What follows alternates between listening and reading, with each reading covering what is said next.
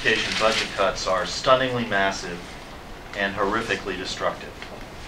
What is proposed in this $1.25 billion cut to the most important function of government, the education and care of the next generation. These cuts, as laid out by Speaker Hackney and by Representative Lucas, include 8,700 teacher assistants, 50% of those employed now. 480 at-risk student personnel, including at least 164 teaching positions. 900 school-based personnel. 120 academically gifted teachers. 372 social workers, psychologists, and guidance counselors. 21% of all assistant principals in the state of North Carolina. The elimination of every dollar in every category of professional development for teachers and faculty and educational personnel. The elimination of thousands of teachers through the $42 million additional discretionary cut, on top of the $300 million discretionary cut that already exists from previous years, in combination with the end of the stimulus money back in districts. The elimination of all dropout prevention money. The elimination of between 1,800 and 3,200 spots for children in Ward 4. And the cut of 34% of all personnel who serve the children of this state in the Department of Public Instruction.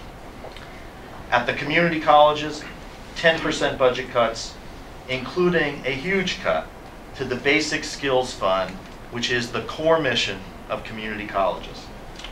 And at the university level, a cut of 15.5% equal to the elimination of state funding at 5 of the 16 universities in total in the system. $1.5 billion, the loss of 10,000 course sections and over 240,000 seats in classes.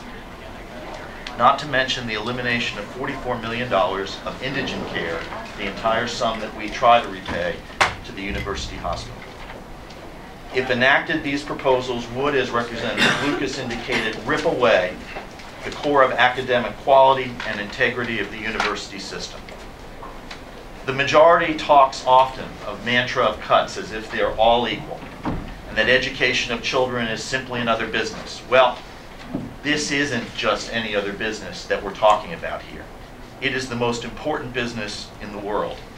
Teachers and faculty are the gardeners of the landscape of the human race, and we are talking about throwing thousands of them out of work.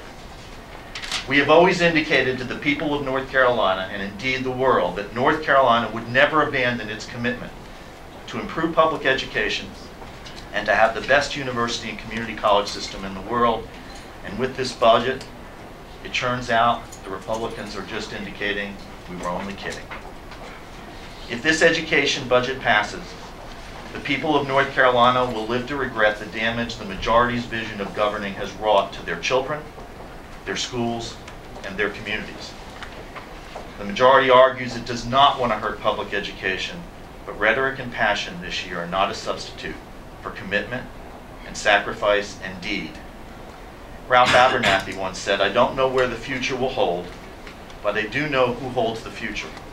And it is, in our opinion here, every parent, every teacher, every citizen, and every child of this state who needs to stand up and say, you know, for one quarter a day, which is all it would take on the sales tax initiative that was in play and in place, for 1 quarter a day, we can preserve and we can protect and we can defend every child's right in this state to learn and to grow and to be educated in a world-class environment. And the fight for their lives is now. And I believe that every child and parent and teacher and citizen of this state, if that is the choice given to them, and it is the choice, will vote to ensure educational opportunity and quality remains at the core of North Carolina's soul. Thank you.